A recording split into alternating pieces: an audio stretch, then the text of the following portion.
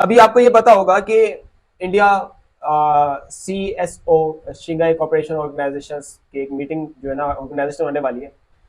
और पाकिस्तान का कोई भी प्राइम मिनिस्टर 12 सालों में पाकिस्तान का कोई भी प्राइम मिनिस्टर इस शंघाई कोऑपरेशन ऑर्गेनाइजेशन में पार्टिसिपेट उसने नहीं किया।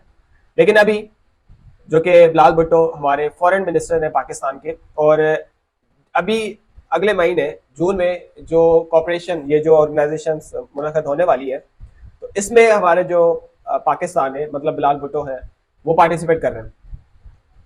दूसरी ये बात कि इसमें बहुत सी इंपॉर्टेंट चीज़ें डिस्कस की जाएंगी, जिसमें सबसे इंपॉर्टेंट जो चीज़ जिसके लिए इंडिया बहुत सालों से ऐसे समझे कि काफ़ी टाइम से कोशिश कर रहा है, तो हो सकता है कि इंडिया को वो चीज़ अब मिल जाए। अब क्या चीज़ है? इंडिया की ये कोशिश थी कि इंडिया, आपको पता होगा यूनाइटेड नेशन के कितने मेंबर्स हैं? यूनाइटेड नेशंस के 192 193 194 स्टेट्स मेंबर्स हैं, और उनमें से 5 P5 है, मतलब इट मींस 5 परमानेंट मेंबर है। और उन 5 परमानेंट मेंबर के बाद वीटो पावर है। ठीक है, वीटो पावर्स आपको पता होगा, वीटो पावर्स का मतलब होता है टू डिनाई, मतलब किसी भी चीज को डिनाई करना, वो अथॉरिटी किसी कंट्री के पास है, और वो 5 कंट्रीज है, जिसमें सबसे पहले यूएस है, यूके, फ्रांस, आपका रशिया और चाइना। अब ये वीटो पावर कैसे बने इस पे हम बात करते हैं। और अभी इंडिया जो कि सदियों से बहुत टाइम से कोशिश कर रहा था कि उसको वीटो पावर दी जाए और उसको भी ये P5 का हिस्सा बनाया जाए, तो अब क्या कंडीशंस और क्राइटेरिया? बेसिकली यूनाइटेड नेशन ने P5 बनने के लिए या P5 का मेंबर बनने के लिए कोई भी क्राइटेरिया या कंडीशन नहीं रखी। ये जो P5 पावर बनी थी, इन P5 क्योंकि जब ये यूनाइटेड नेशन ऑर्गेनाइजेशन 1945 में बनी तो ये मोस्ट पावरफुल स्टेट्स थी, इसीलिए इन पावरफुल स्टेट्स को वीटो पावर दिया गया, इन पावरफुल स्टेट्स को परमानेंट मेंबर बनाया गया।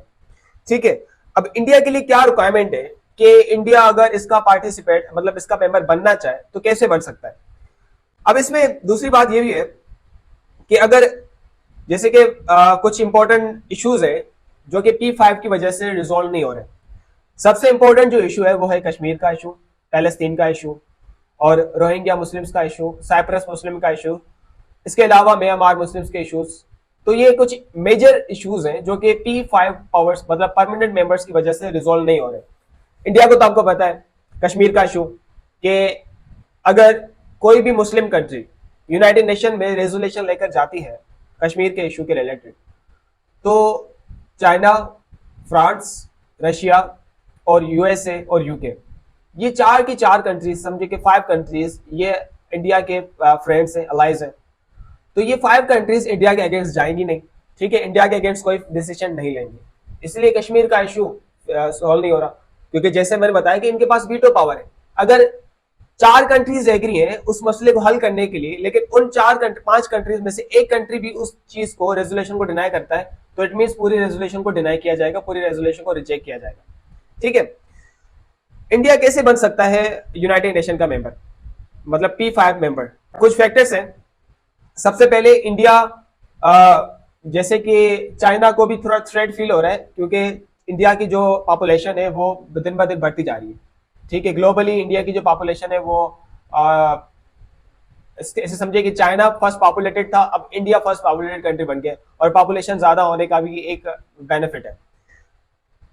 अब देखें, there are various factors that could be considered if the P5 were to be expanded. तो बहुत से फैक्टर्स हैं कि P5 जो है एक्सपेंड कर सकता है फ्यूचर में, जैसे कि कंट्रीज इकोनॉमी, कंट्री की इकोनॉमी देखी जाएगी। अगर कंट्री की इकोनॉमी स्टेबल है, अच्छी है, ठीक है, एंड मिलिट्री पावर अच्छी है, स्टेबल है, और इनकी जो कंट्रीब्यूशंस है इंटरनेशनल पीस में, क्या इन्होंने मतलब अगर ऐसी कंट्री जिसके पास मिलिट्री पावर भी हो, इकोनॉमिक पावर भी हो, इकोनॉमिक वो स्टेबल हो, और उस कंट्री ने कभी भी यूनाइटेड नेशन की खिलाफ वर्जी नहीं की हो, यूनाइटेड नेशन के पीस कॉन्फ्रेंस की, या ऐसे समझे कि पीस जो है ना ट्रीटीज की कोई भी खिलाफ वर्जी ना की हो, एक ये कंडीशन है। दूसरी, सिक्योरिटी, इंटरनेशनल पीस और सिक्योरिटी का जो है ना उसने कंट्रीब्यूशन किया हो, और उसके जो रीजनल और ग्लोबल जो इन्फ्लुएंस है, ऐसे समझिए कि अगर एक कंट्री है उसका जो रीजनल और ग्लोबल इन्फ्लुएंस जितना भी है वो दूसरी कंट्रीज पे असरअंदाज होता है। इसके अलावा however any change to the current membership of the P5 would require significant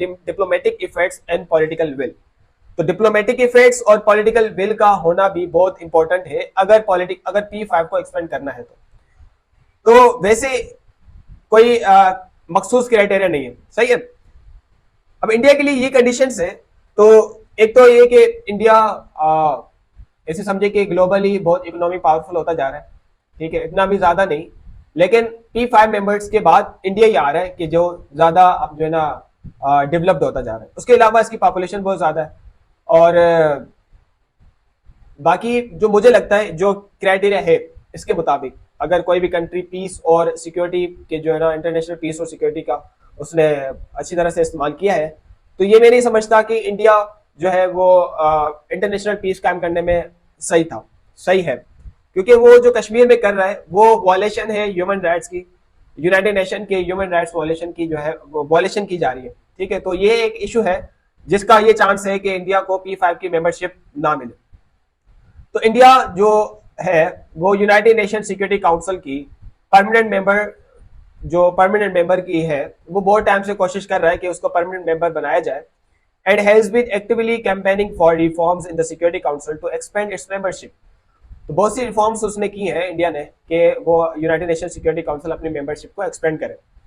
India's bid for permanent membership in the UNSC is supported by a large number of countries, including some of the P5. तो बहुत सी countries India को support करती हैं कि India को P5 का member बनना चाहिए, इंक्लूडिंग जो P5 के भी मेंबर्स हैं वो भी चाहते हैं कि इंडिया को भी P5 बनना चाहिए। However, any expansion of the permanent member of the United Nations Security Council would require an amendment of the United Charter. अब जो चार्टर है जिसमें जब बनाया गया था ये डिसाइड किया गया था ये 5 मेंबर्स ही रहेंगे, उसके अलावा कोई भी दूसरी परमानेंट मेंबर नहीं बन सकता। तो अब अगर ये एक्सपेंड करते हैं तो यूनाइटेड नेशन के चार्टर में अमेंडमेंट की जाएगी, यूनाइटेड नेशन के चार्टर को चेंज किया जाएगा, ठीक है, which can only be made with the approval of the existing permanent member. और वो तब होगा जब ये 5 परमानेंट मेंबर्स उसको अप्रूव करेंगे, ठीक है, अप्रूवल देंगे कि हाँ आप इस अमेंडमेंट कर सकते हैं यूनाइटेड नेशन के चार्टर को, क्योंकि जितना भी इशू है सारा मसला इन P5 पर ही आता है। बाकी जितनी भी स्टेट्स हैं, जैसे कि अगर हम कंसिडर करते हैं 194 स्टेट्स है, उनमें से 189 स्टेट्स का डिसीजन मैटर ही नहीं करता, ठीक है, किसी स्टेट का डिसीजन मैटर नहीं करता, इन 5 स्टेट्स का डिसीजन मैटर करता है। और उन 5 में से अगर 4 स्टेट्स एग्री है और एक स्टेट एग्री नहीं है तो वो डिसीजन रिजेक्ट किया जाएगा। तो अभी अगर यूनाइटेड नेशन सिक्योरिटी काउंसिल अपने परमानेंट मेंबर्स को एक्सपेंड करना चाहता है तो यूनाइटेड नेशन अपने अमेंडमेंट को अपने यूनाइटेड चार्टर के जो यूनाइटेड नेशन चार्टर है उसको अमेंडमेंट करनी चाहिए, करेगा, और अगर करेगा तो P5 की अप्रूवल जरूरी है उसके लिए। अब देखते हैं कि होता है कि नहीं होता।